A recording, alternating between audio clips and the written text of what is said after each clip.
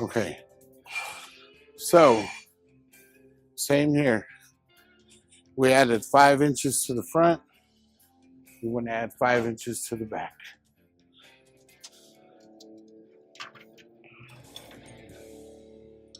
Actually, I'm gonna do this one a little different. This one, because the rear was lower than the front, I'm just gonna use my level. And if I could get it the same as the frame, and then I'll be happy. Which we're not there yet.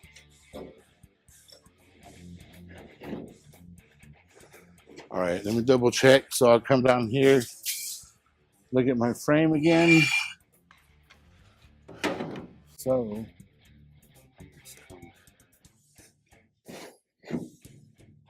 up with the rear. Right there. Right there. I hope that looks good to y'all. Because that looks pretty good to me. The only thing to do now, lock these up, set these jack stands. Check it one more time. Oh, it's a little too high there, buddy.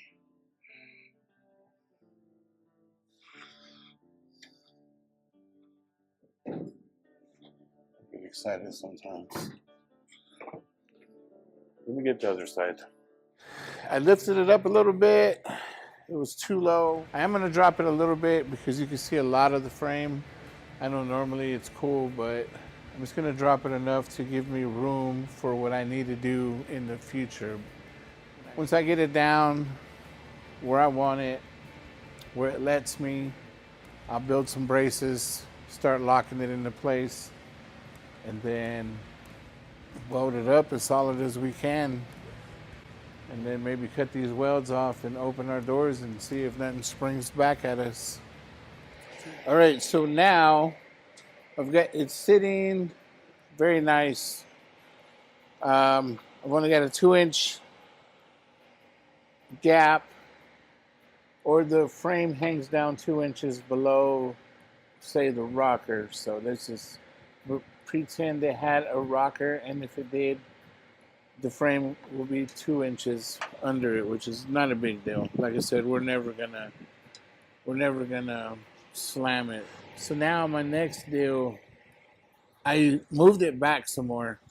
I moved it back about a 1/2 inch because if you look down here, my original radiator support off the 2003 F150 is right here, and the one off of the 58 radiator support is right here. So it's so close together. My original thought was to weld this to this, so it's just stuck in my head. It won't leave, so I'm gonna do it. I'm gonna weld that to that. That way that's done. I moved it from left to right, and I centered it using my radiator support brackets, and I've got an even gap, probably about a 1/2 inch on each side of in between the frame and the original radiator bracket, because the original radiator bracket went here.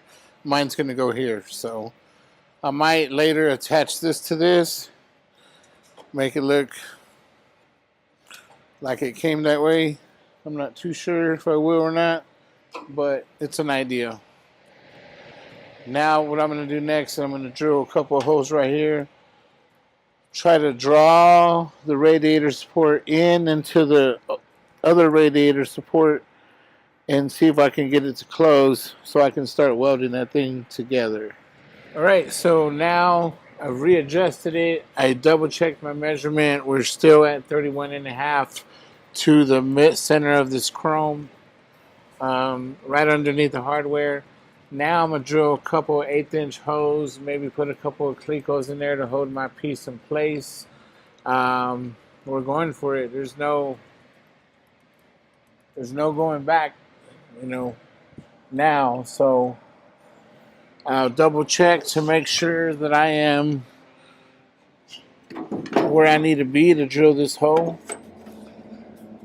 All right, now that our measurement is good and I have double, triple, quadruple measured up here, I screwed my old radiator support to the newer radiator support, and now all I'm going to do is just tack it in place, start tacking everything into place, and double checking my measurements, make sure everything looks good.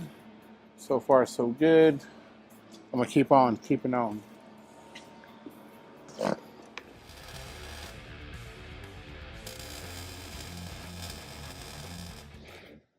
All right, real quick, just want to talk about my setup.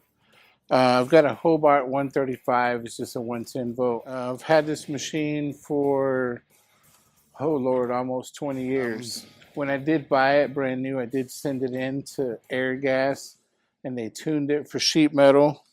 What I use mostly is 030 and 100% CO2 when I'm doing sheet metal.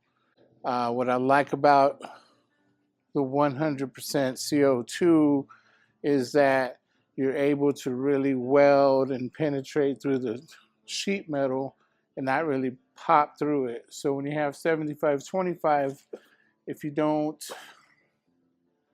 be super careful, not really good with the machine, you'll just keep popping holes to that sheet metal. So the argon just burns a little bit hotter. So when you have straight CO2, it doesn't burn as hot. Different. On the bottom, I'm running 75-25. That's what I'm using right now to do these welds because I need a little bit heavier weld. I need it to penetrate a little bit, deeper and really, really grab on, because this is my body that's going to be sitting on that floor. So I need it to not fall off. That'd be cool. Okay, so I'm going to measure from above the wiper, and I've got 43.5. We'll go by this little line right here. And then I come to this side, right above the wiper hole. Come down, and what do we have? Look at that, 43.5. I'm going to call it a baby success up front because it's not all welded in. It's tacked in, but everything is measuring out. So it'll be a full success or adult success once it's all welded in and we're able to unbolt the entire thing off.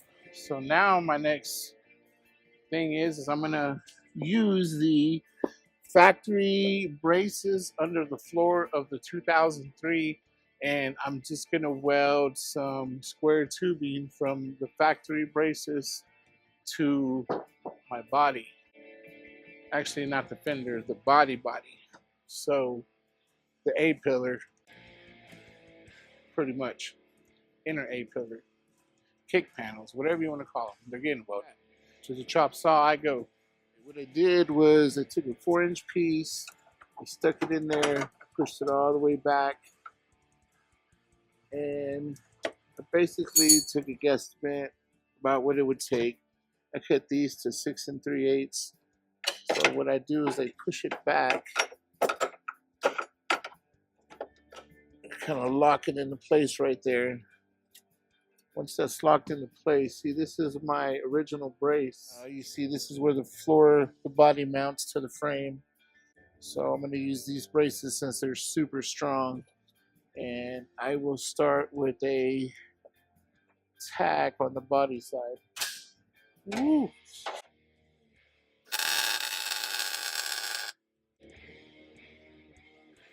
Nice. One more just to hold it. Now, once that's tacked in there, now I'm going to come in here and I'll throw a few tacks in here to make sure that it doesn't move.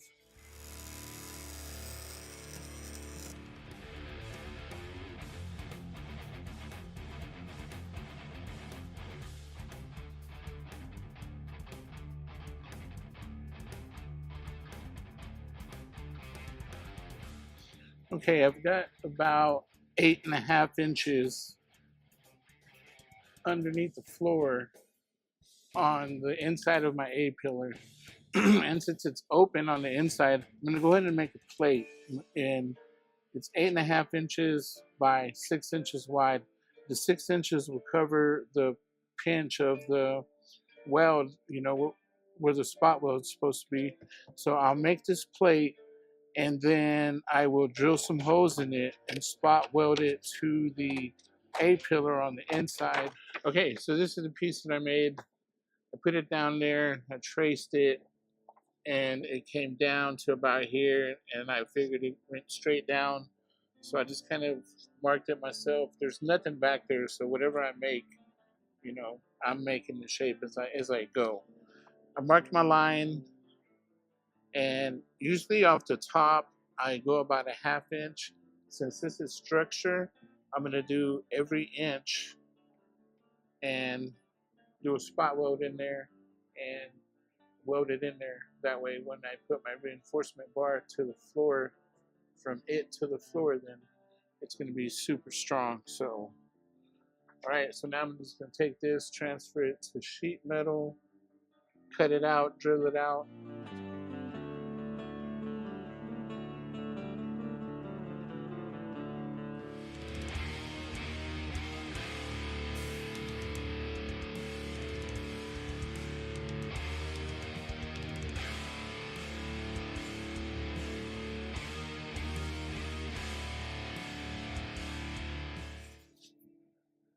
All right, so this is the inner rocker or the inner A-pillar, and you can see I cut it out. This is a door hinge, lower door hinge.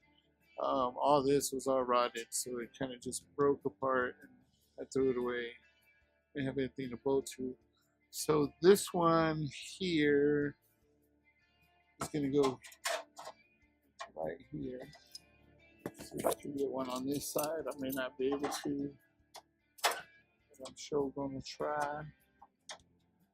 Yeah, look at that. 2. That's got me held down pretty good. So, and them holes I made, I'm going to go ahead and spot weld it in. And we're getting there.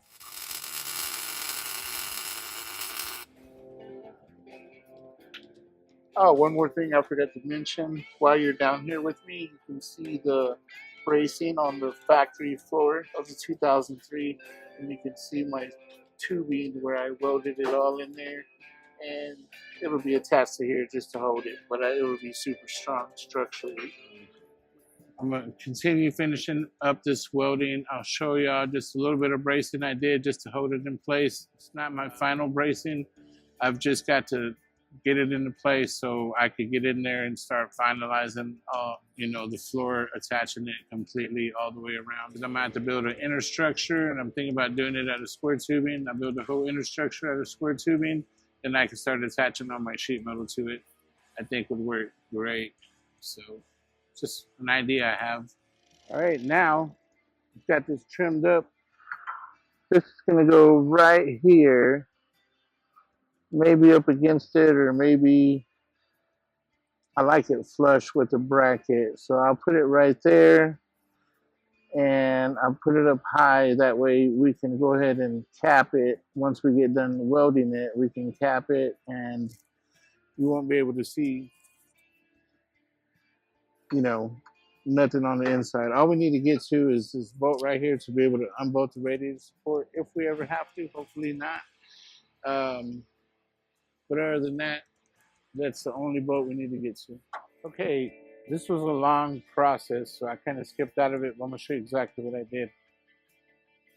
I welded my doors up so I can't really get in the cab, and I surely don't fit in these holes. So I just grabbed pieces of scrap. I kind of set them up there. I'm trying to figure out this cab corner, how I'm going to brace it. And I kind of need to know the shape of it so I at least know what I'm working with. And with a bunch of scrap pieces, trial and error, laying on the ground, there's a huge hole down here, and I made this. So the separate piece, of course, goes up against my A-pillar. Behind my A-pillar, it'll sit up against that. And of course, I'm following this body line back here because I want to reinforce this whole rear. That way we can start, once we have a reinforcement there, we can start welding the floor to the reinforcement.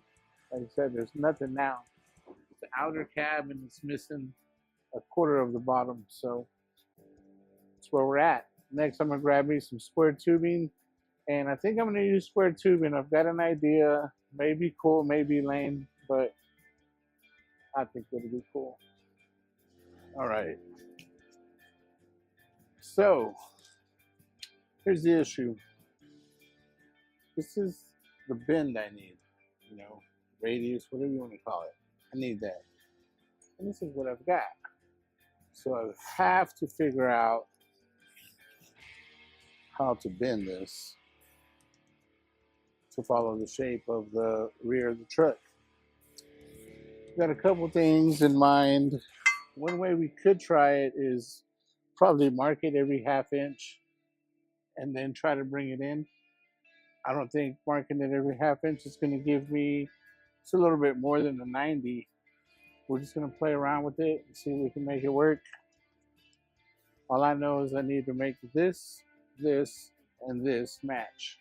And then I'll make it long and attach it to the other side and make another one for the other side. So this is my left side. You flip it over, bam, there's my right side. All right, this is what we got going on. I'm gonna cheat it a little bit. 1 inch square tubing, cut it 4 inches long. I've got it butted up to the top of the rear of my B pillar. When I get down here, I found some flat bar. It says 3/4 inch thick, could be. And it fits perfectly inside of my 1 inch square tubing. So all I'm gonna do to get this radius here is I'm gonna cut me 2 pieces, set them there, and I'll bend my flat bar, cut it, tack it in there. By the time I'm done, you won't even be able to tell. It'd be the best way right now with what I have. I'll make 2 pieces. Well, I'll make one. I know this is about 6 3/8. Once I double check it, I'll go cut me a piece. I'll try it on that side first. If it's good, I'll cut me a second piece the same size. And I'm gonna tack those in place. We'll start from there. All right, I've got my piece. Let me see if it's gonna work.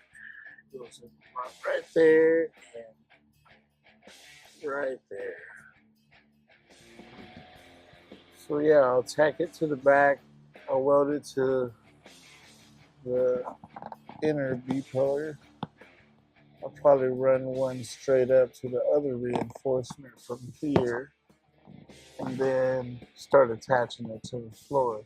So I'm welding this together because my square tubing is not long enough for what I need, so I'm just adding a piece to it. Okay, here you can see where I left off. There's my bracing, my B pillar, welded to the back of the cab, and then braced up to this factory brace. Now I'm going to add another one here, add another one here, and then I'll brace it down and weld my bracing to the floor. So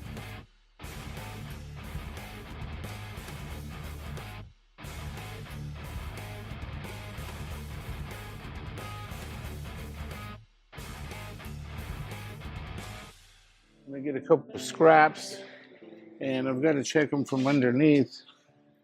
And basically what I want to do is off the bottom of my bracing, I want to be able to build like a bridge going underneath that sits up against the floor. And if I can get that to work, then I will spot weld the floor to my bracing from underneath going up. And then I'll be able to plate it off and, you know, put a couple more reinforcements to make sure that it's super strong. So I found me a piece of scrap. It looks like it's got a 45 cut on it. And I tried it where my tunnel goes up against my bracing and it fit perfectly. So I'm gonna measure it out, cut me another one, and start putting this thing together.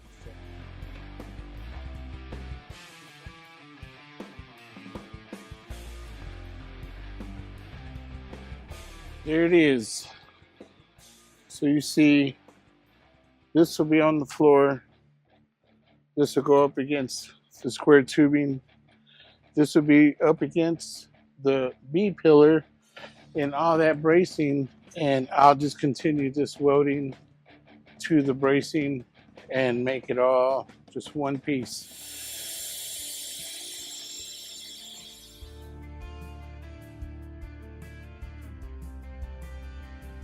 and now it's going to be our bracing.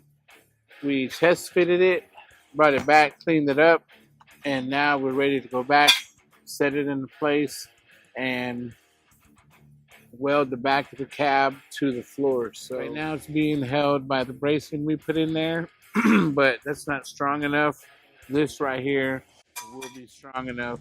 We'll add more bracing to it as we go, because I'm going to do another piece of tubing, which is going to also work as a part of my rocker.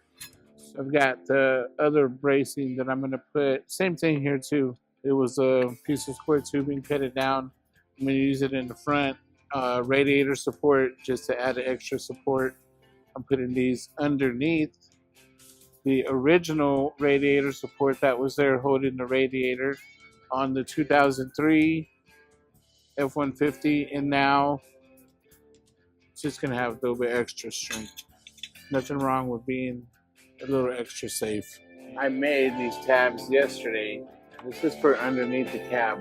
And we're going to start with the passenger side, so I'm going to grab the right. It might be a tight 3 inches, but it's a 3 inches for sure. Maybe I'll cut it right under 3 inches on this. Walk to the other side. So this 3 inch looks like it's going to fit perfect.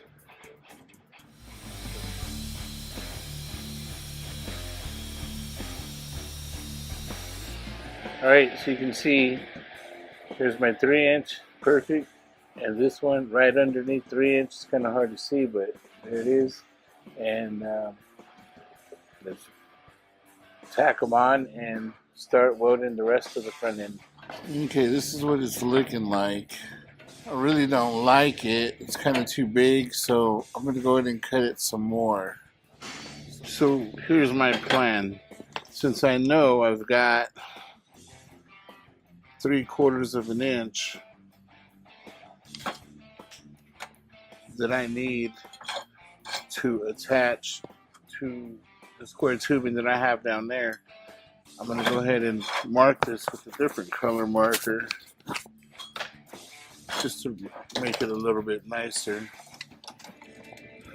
And I'll line up my dots and mark it right there. That's what I come up with. So I'll do the same to this side.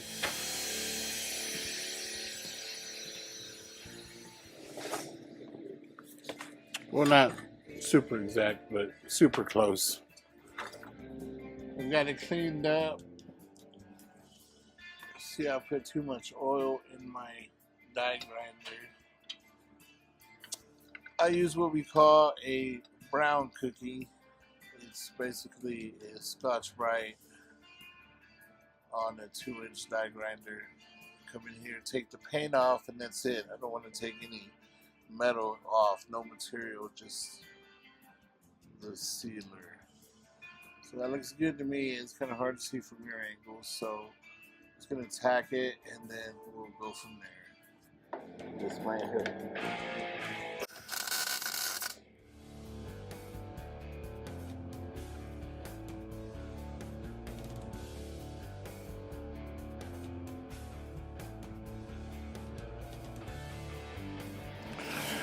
Alright, well, I'm down here. I got me a piece of cardboard. You see I have my transmission cooler and my oil cooler down here. So I'm just going to put a bar across it. I'm going to mark where I'm going to make a couple of holes to bolt it onto. And it's also going to give me an idea of how big this thing is and how much space that I'll need. There will be my cooler there, and then to the side of it, it just has one hole for this one. This is the transmission cooler. I'll probably do that next, get it over with. Okay, so I'm going to mark the inside of the 1958 radiator support so I can weld me a bar across there and bolt my coolers to that. So I'm probably looking at 27 3/4. That'll be kind of tight, but I'll trim it down if I have to. Okay, now that the bar is sitting in here, let me see if it's flush. Man, that looks pretty good to me. So all I'm gonna do from here is lift my coolers into place and kind of rough mark where I need to drill a hole.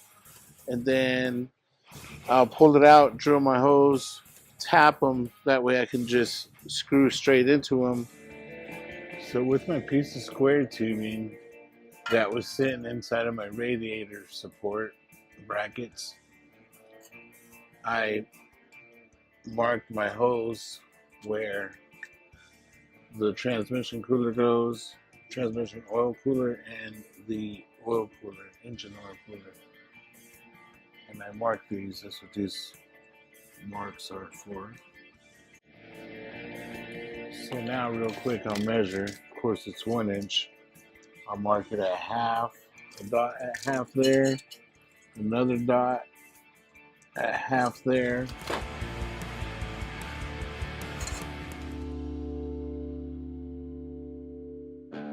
Real quick, some of you may have been asking, why am I using a drill to tap out hose? Well, really honestly, I do recommend you use the tool, but this summer will be 26 years doing this, and you know, sometimes it works, sometimes it don't. But today, looks like it's gonna work. All right, so now that we know it's gonna fit, let's go see. Okay, you can see back there, it's held.